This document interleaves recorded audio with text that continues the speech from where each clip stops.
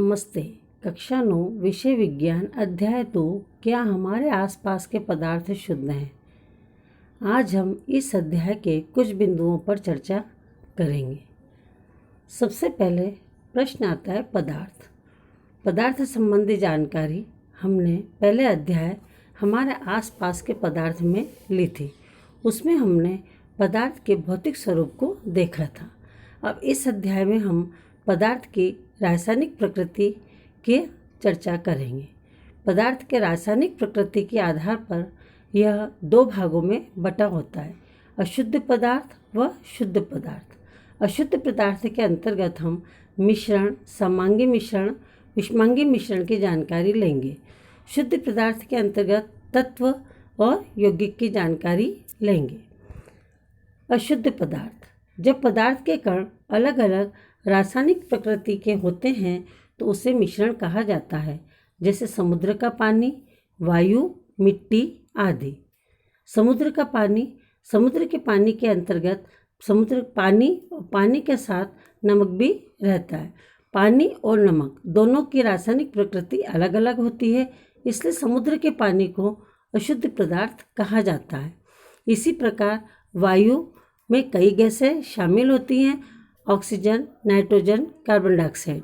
इनकी भी रासायनिक संरचना अलग होती है, इस कारण से इसे अशुद्ध पदार्थ में गिना जाता है। इसके साथ ही मिट्टी में रेत के कण के अलावा और भी कई पदार्थ मिले रहते हैं, इसलिए इसे अशुद्ध पदार्थ में माना जाता है। अब हम शुद्ध पदार्थ की चर्चा करेंगे। शुद्ध पदार्थ, जब पदार्थ के कण समान रासायनिक प्रकृति के हों तो उसे शुद्ध पदार्थ कहा जाता है, जैसे लोहा, जल, तांबा आदि।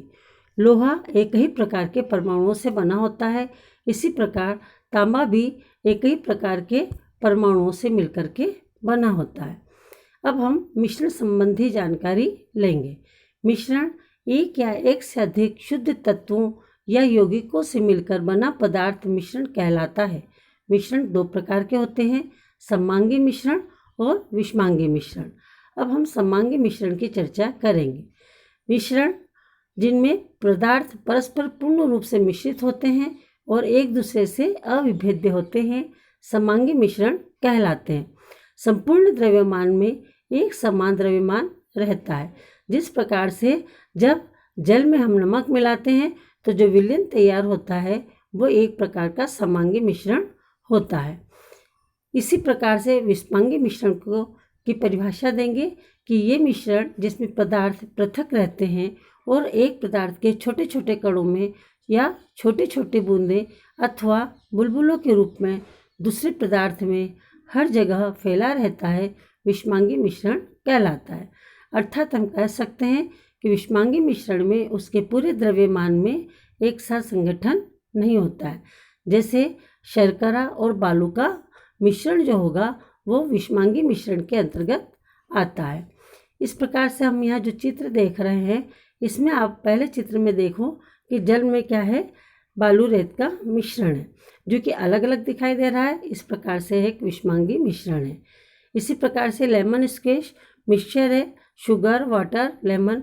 जब इन तीनों को मिलाया जाता है तो एक प्रकार का विलयन समांगी तैयार होता है, इसे हम समांगी मिश्रण कहते हैं। अब इसके बाद हम पढ़ेंगे विलयन। तो दो या दो से अधिक पदार्थों का समांगी मिश्रण विलयन कहलाता है। जैसे हम नींबू पानी बनाते हैं या सोडा पानी है आदि। विलयन का वह घटक जो प्रायः कम मात्रा में होता है तथा विलायक में घुला होता है। नींबू पानी में नींबू विलय का कार्य करता है। विलयन का वह घटक जिसकी मात्रा दूसरे घटक से अधिक होती है तथा दूसरे घटक को विलयन में मिलाता है, विलायक कहलाता है। जैसे नींबू पानी में पानी। तो जब विलय और विलायक को घोला जाता है तो विलयन तैयार होता है। इस प्रकार से हम देख सकते हैं कि विलय प्लस विलायक इज इक्वल टू विलयन, solute plus solvent is equal to solution. अब विलयन की सांद्रता, किसी विलयन की सांद्रता विलायक की मात्रा में उसके घुले हुए विलय पदार्थ की मात्रा का अनुपात कहलाता है। यदि किसी विलयन की हमको द्रव्यमान प्रतिशत ज्ञात करना है तो हम क्या करेंगे, विलय पदार्थ का द्रव्यमान बटे विलयन का द्रव्यमान इंटू 100 का। ये सूत्र लगा करके सवाल को हल कर सकते हैं। इसी प्रकार से यदि हमें द्रव्यमान विलयन के आयतन का प्रतिशत ज्ञात करना है तो विलेय पदार्थ का द्रव्यमान बटे विलयन का आयतन इंटू 100। इसी प्रकार से विलयन के आयतन या आयतन प्रतिशत ज्ञात करना होगा तो विलेय का आयतन बटे विलयन का आयतन इंटू 100। ये सूत्र लगा करके हम सवाल को हल कर सकते हैं।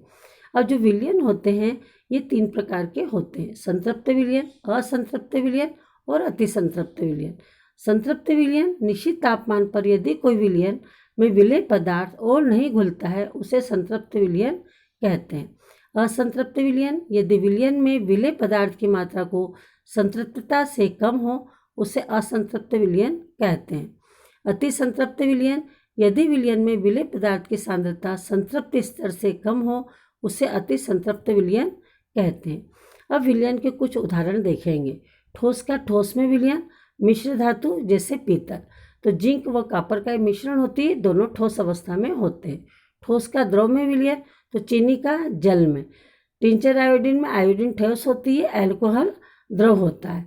गैस का गैस में वायु, ऑक्सीजन, नाइट्रोजन, कार्बन डाइऑक्साइड सभी का मिश्रण होती है, अतः हम कह सकते हैं गैस का गैस में मिश्रण।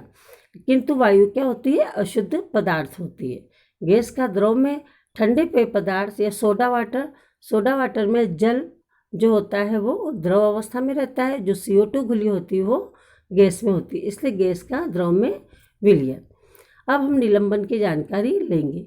यह एक विषमांगी मिश्रण होता है, इसमें विलेय पदार्थ के कण घुलते नहीं हैं बल्कि माध्यम की समष्टि में निलंबित रहते हैं, अर्थात हम कह सकते हैं इनका आकार विलयन का कणों से अधिक रहता है, अतः हम इन आँखों से देख सकते हैं। जैसे मिट्टी युक्त जल को अपन क्या कर सकते हैं? छान करके भी पृथक कर सकते हैं। इसी प्रकार से कोलाइडी विलयन, यह समांगी दिखाई देता है किंतु एक विषमांगी मिश्रण होता है। कोलाइडी कणों को सरलता से देखा नहीं जा सकता है किंतु टिंडल प्रभाव इसमें दिखाई देता है। इसके संगठकों को पृथक करने के लिए अपकेंद्रीकरण विधि का उपयोग करते हैं, जैसे दूध से हम क्रीम को पृथक करते हैं। अब हमारे सामने आता है कि कोलाइडी विलयन, इसको क्या करते हैं? इसमें टिंडल प्रभाव दिखाई देता है। तो ये किस प्रकार कि देखिए आप, ये पानी है, पानी में यदि हम देखते हैं, सामान्य पानी को देखेंगे तो हमें कोई कण दिखाई नहीं देगा, किंतु जैसे ही इसमें क्या करते हैं हम लाइट को डालते हैं तो प्रकाश जैसे ही फैलेगा तो हमें छोटे छोटे कण दिखाई देते हैं, और इसे ही हम क्या कहते हैं? प्रकाश का फैलना टिंडल प्रभाव कहलाता है। टिंडल नामक वैज्ञानिक ने इसकी खोज की थी। अब हम कोलाइडी विलयन के कुछ उदाहरणों की जानकारी लेंगे।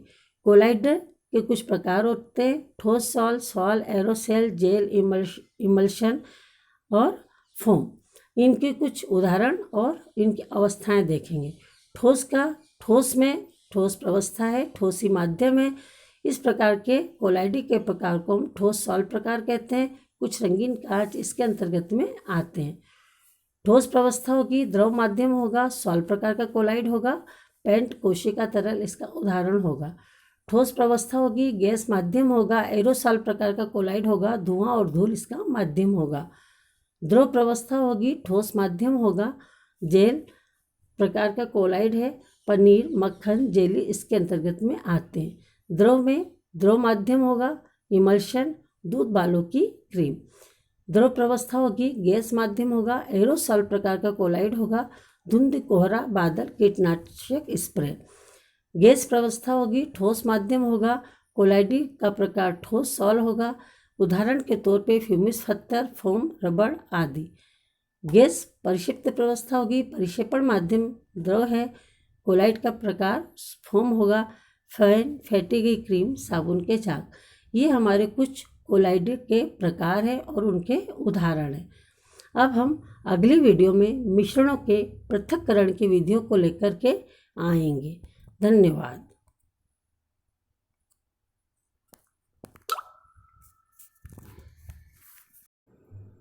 अब हम मिश्रण के घटकों के पृथक्करण की जानकारी लेंगे। मिश्रण के घटकों के पृथक्करण की निम्न विधियां हैं: वाष्पीकरण, अपकेंद्रीकरण, पृथक्करण, ऊर्ध्वपातन, क्रोमेटोग्राफी, आसवन विधि। सबसे पहले हम वाष्पीकरण विधि की चर्चा करेंगे। पानी का वाष्प के रूप में उड़ना वाष्पीकरण कहलाता है। अब इस विधि में हम स्याही में उपस्थित रंग वाले घटक को पृथक करेंगे। कांच का एक बीकर लेंगे, उसे आधा जल से भरेंगे। जब बीकर को गर्म करते हैं तो हम देखते हैं कि बीकर के जल की वाष्प बनने पर वॉश ग्लास पर रखा द्रव भी वाष्पीकृत होने लगता है। जब तक वॉश ग्लास पर कोई परिवर्तन दिखाई नहीं देता है तब तक हम क्या करेंगे, गर्म करते जाएंगे। जैसे ही परिवर्तन दिखाई देने लगे हम उसको गर्म करना बंद कर देते हैं। हम क्या देखते हैं कि जो रंग है, जो विलेय पदार्थ है, उस पर वो वॉश ग्लास पर अवशेष के रूप में बसता है। अतः हम स्याही के रंग को वाष्पीकरण विधि के द्वारा पृथक कर सकते हैं। अब हम अपकेंद्रीकरण विधि की चर्चा करेंगे। इस विधि का उपयोग जब ठोस के कण इतने छोटे होते हैं कि वे छानक पत्र से बाहर निकल जाते हैं, उनको पृथक्करण करने के लिए हम अपकेंद्रीकरण विधि का प्रयोग कर लेते हैं। तो जब किसी मिश्रण को अत्यंत तीव्र गति से घुमाया जाता है तब भारी कण पात्र की तली में बैठ जाते हैं और हल्के कण ऊपर आ जाते हैं। कुछ जैसे दूध से क्रीम को अलग करने के लिए कपड़े धोने की मशीन में भीगे कपड़ों से जल निकालना तथा मेल निकालने के लिए अपकेंद्रीकरण विधि का उपयोग करते हैं। साथ ही रक्त व मूत्र की जांच में भी हम अपकेंद्रीकरण विधि का प्रयोग करते हैं। अब हम पृथक्करण विधि का प्रयोग करेंगे। पृथक्करण विधि, इस विधि के अनुसार दो घुलनशील द्रवों का घनत्व के अनुसार अलग अलग परतों के रूप में पृथक किया जा सकता है। जैसे मिट्टी का तेल व जल को, मूंगफली के तेल व जल को, धातु शोधन के दौरान लोहे को पृथक्करण करने में भी पृथक्करण विधि का प्रयोग किया जाता है। इस विधि में पृथक्करण करने के लिए हम मिट्टी के तेल व जल को पृथक्कारी कीप में भर देते हैं, जैसा आपको चित्र में दिखाई दे रहा है, मिट्टी का तेल और जल। तो हम क्या देख रहे हैं कि कुछ समय के लिए इस कीप को ऐसे ही रखा रहने देंगे तो जल और मिट्टी का तेल स्थिर हो जाता है। उसके बाद हम क्या करेंगे, स्टार प्रकार को खोलते हैं तो सर्वप्रथम हम जल को पृथक कर लेते हैं। अवशेष जो मिट्टी का तेल होता है उसको दूसरे पात्र में ले लेंगे। इस प्रकार से इस विधि का प्रयोग किया जाता है। अब हम ऊर्ध्वपातन की जानकारी लेंगे। ऊर्ध्वपातन वह क्रिया जिसमें कोई ठोस पदार्थ बिना द्रव में परिवर्तित हुए सीधे गैस में बदल जाते हैं तथा गैस पदार्थ पुनः सीधे ही ठोस में बदल जाते हैं। यह क्रिया ऊर्ध्वपातन कहलाती है और पदार्थ ऊर्ध्वपातित पदार्थ कहलाते हैं, जैसे नेप्थिलीन, अमोनियम क्लोराइड, एंथ्रासीन आदि। इस विधि में हम प्रयोग करने के लिए चित्र के अनुसार आप देखिए कि एक चीनी की प्याली लेकर उसमें थोड़ा कपूर या अमोनियम क्लोराइड को ले लेंगे और इसका चूर्ण बना लेते हैं। अब एक कीप को उल्टा करके इस प्याली पर रख देते हैं। अब हम क्या करते हैं, प्याली को धीरे धीरे गर्म करते हैं। कुछ समय के पश्चात हम क्या देखते हैं कि कपूर या अमोनियम क्लोराइड बिना किसी द्रव अवस्था में परिवर्तित हुए सीधे गैसीय अवस्था में बदल जाता है और वाष्प जो होती है वह कीप के पतले सिरों पर डंडी के रूप में ठंडी होकर के, और आप देख रहे हैं कि उसके किनारों पर ठोस में बदल जाती है और जमा हो जाती है। यह क्रिया ऊर्ध्वपातन कहलाती है। अब हम क्रोमेटोग्राफी विधि की चर्चा करेंगे। इस विधि का उपयोग रंगों को पृथक करने के लिए किया जाता है, इसलिए इसका नाम क्रोमेटोग्राफी रखा गया। यह एक ऐसी विधि है जिसका प्रयोग उन विलेय पदार्थ को पृथक करने में होता है जो एक ही प्रकार के विलायक में घुले होते हैं। सबसे पहले इस विधि का उपयोग रंगों को पृथक करने में किया गया था, जैसे डाई में रंगों को पृथक करना, प्राकृतिक रंगों से पिगमेंट को पृथक करना, रक्त में नशीले पदार्थ को पृथक करना। सबसे पहले हम देखेंगे काली स्याही में उपस्थित डाइयों को पृथक करना। इसमें इस विधि का उपयोग करने के लिए जैसा आप चित्र में देख रहे हैं कि सबसे पहले हम फिल्टर पत्र की एक परत लेंगे। इसके निचले सिरे से 3 सेंटीमीटर ऊपर एक रेखा खींचते हैं। इस रेखा के मध्य में जल में घुलनशील काली स्याही की एक बूंद रखते हैं तथा इसको हम सूखने देंगे। फिर बीकर या जल लेकर उसमें फेटल पत्र को हम इस प्रकार रखेंगे कि वह जल की सतह से ठीक ऊपर है और इसे शांति छोड़ देते हैं। कुछ समय के बाद हम क्या देखते हैं कि जल छानक पत्र पर ऊपर की ओर उठकर डाई के कणों को अपने साथ ले जाता है और फिल्टर पेपर पर स्याही के रंग के धब्बे के चारों तरफ अलग अलग भाग बन जाते हैं। अलग अलग धब्बों में स्याही के अलग अलग रंग होते हैं। इस प्रकार हम काली स्याही में उपस्थित डाइयों को पृथक कर सकते हैं। अब हम प्रभाजी आसवन विधि की चर्चा करेंगे। प्रभाजी आसवन विधि का उपयोग हम कब करते हैं कि जब 2 या 2 से अधिक घुलनशील द्रव जिनके क्वथनांक का अंतर 25 डिग्री सेल्सियस से कम होता है, इसको पृथक करने के लिए हम प्रभाजी आसवन विधि का उपयोग करते हैं। इस विधि में एक क्या होता है कि साधारण प्रभाजी स्तंभ की एक नली होती है। आप फ्लास्क के ऊपर देख रहे हैं कि ये इस प्रकार से एक नली इसमें पाई जाती है जो शीशे के गुटकों से भरी रहती है और ये गुटके वाष्प को ठंडा और संघनित होने के लिए सतह प्रदान करते हैं। इस प्रकार इस विधि का उपयोग हम पेट्रोलियम उत्पादों से उनके विभिन्न घटकों को पृथक करने के लिए करते हैं तथा वायु से विभिन्न गैसों का पृथक्करण भी प्रभाजी आसवन विधि से किया जाता है। अब हम आसवन विधि की चर्चा करेंगे। इस विधि का उपयोग ऐसे 2 द्रव जो घुलनशील और जो विघटित हुए बिना उबलते रहे तथा जिनके घटकों के मध्य क्वथनांक का अधिक अंतराल होता है को अलग करने के लिए किया जाता है। अर्थात एसीटोन व जल को उनके मिश्रण से पृथक करने के लिए हम आसवन विधि का उपयोग करते हैं। यहाँ पर अंतर क्या होता है कि यहाँ पर एक प्रभाजी स्तंभ की नली नहीं होती। फ्लास्क में हम एसीटोन व जल लेंगे और उसको गर्म करेंगे। गर्म करने पर और एक थर्मामीटर उसमें लगा होता है। तो जैसे ही हम अवलोकन करते हैं कि एसीटोन जिसका क्वथनांक कम होता है पहला उबलना शुरू होगा और उसकी वाष्पीकरण होने लगेगा। वाष्प संघनक द्वारा संघनित होकर द्रव में बदल जाती है जिसे हम बीकर में एकत्रित कर लेते हैं और जो जल शेष रहता है वो आसवन फ्लास्क में शेष रहता है, उसको हम बाद में निकाल लेते हैं। इस प्रकार आसवन विधि से हम एसीटोन जल को उनके मिश्रण से पृथक करते हैं। अब इसी प्रकार से हम वायु से गैसों को भी प्राप्त कर सकते हैं। या ऐसा भी प्रश्न होता है कि वायु से ऑक्सीजन गैस को हम कैसे पृथक करेंगे। तो वायु से ऑक्सीजन गैस से हम जैसा जानते हैं कि वायु क्या होती है, एक समांगी मिश्रण है। इसमें विभिन्न प्रकार की गैसें मिली रहती हैं।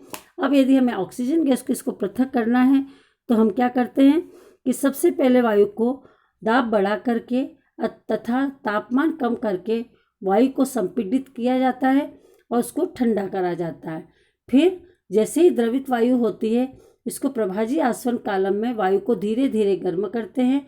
विभिन्न ऊंचाइयों पर गैसों का पृथक्करण अलग अलग क्वथनांक बिंदु पर इकट्ठी कर लेते हैं। ऑक्सीजन का क्वथनांक बिंदु -183 डिग्री सेल्सियस होता है। जैसा कि आपने उपकरण में देख रहे हैं कि सबसे पहले हम वायु को क्या करेंगे, अधिक दबाव में इसको गर्म वायु को भेजते हैं। ऊपर से हम क्या करते हैं, ठंडा जो शीतल जल है उसको निर्वात नली में प्रभावित करते हैं। तो क्या देखते हैं, गर्म वायु जब वहाँ से निकलती है तो वो क्या होगी, संपीड़ित हो जाएगी। संपीड़ित होने के बाद हम क्या करते हैं, द्रवित वायु को प्रभाजी आसवन कालम में भेज देते हैं। इसके पहले CO2 जो होती है वो शुष्क बर्फ के रूप में कार्बन डाइऑक्साइड अलग से प्राप्त कर लेते हैं। जब प्रभाजी आसवन कालम में क्या होता है कि उसको धीरे धीरे गर्म किया जाता है तो -183 डिग्री सेल्सियस पे यहाँ पर ऑक्सीजन गैस को हम पृथक कर लेते हैं। इसी प्रकार से अलग अलग टेम्परेचर पर अलग अलग गैसों को प्राप्त कर सकते हैं। अब इसके बाद हम जानकारी लेंगे भौतिक व रासायनिक परिवर्तन की।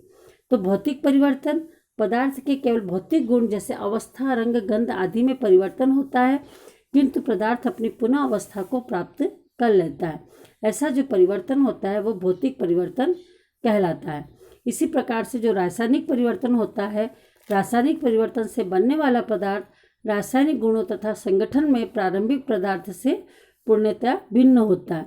जैसे दूध से दही को प्राप्त करना, दही से वापस हम दूध को प्राप्त नहीं कर सकेंगे। इसी प्रकार से भौतिक परिवर्तन में हम देखते हैं कि कारण हटाने पर पुनः प्रारंभिक पदार्थ प्राप्त हो जाता है। जैसे जल से बर्फ प्राप्त होती है तो बर्फ से वापस जल प्राप्त कर सकते हैं। जल को गर्म करेंगे, वाष्प को संघनित करेंगे तो वापस जल को हम प्राप्त कर सकते हैं। जबकि रासायनिक परिवर्तन में पदार्थ पुनः प्राप्त नहीं कर सकते हैं। यह परिवर्तन अस्थायी होते हैं, भौतिक परिवर्तन, जबकि रासायनिक परिवर्तन स्थायी होते हैं। भौतिक परिवर्तन नए पदार्थ का निर्माण नहीं होता है, जबकि रासायनिक परिवर्तन में नए पदार्थ का निर्माण होता है। जैसे लोहे पर जंग लग गई तो लोहे का ऑक्साइड बन जाता है, लेकिन लोहे के ऑक्साइड से वापस हम लोहा प्राप्त नहीं कर सकते हैं। अब हम पदार्थ की में हमने अशुद्ध पदार्थ की पूरी जानकारी ले ली है। अब शुद्ध पदार्थ संबंधी, तो अशुद्ध पदार्थ में हमने क्या क्या देखा? मिश्रण में समांगी विषमांगी मिश्रण के पृथक्करण की विधियों की जानकारी भी ली। लेकिन हमारे कोर्स में शुद्ध पदार्थ में तत्व और यौगिक है। तत्व सरल पदार्थों में विभक्त नहीं किए जा सकते हैं, क्योंकि जो तत्व होते हैं एक ही प्रकार के परमाणुओं से मिलकर के बने होते हैं। जैसे कॉपर है, ऑक्सीजन है, लोहा है, हाइड्रोजन। तो तत्व को हम 3 भागों में वर्गीकृत कर सकते हैं, धातु, अधातु और उपधातु। इसी प्रकार से जो यौगिक है ये रासायनिक प्रतिक्रिया के द्वारा उसके और तत्वों में घटक में विघटित किया जा सकता है। जैसे जल है, जल को यदि हम विद्युत अपघटन की क्रिया कराएंगे तो हाइड्रोजन और ऑक्सीजन हमें प्राप्त होते हैं। इसी प्रकार से मीथेन, चीनी, नमक आदि। धन्यवाद।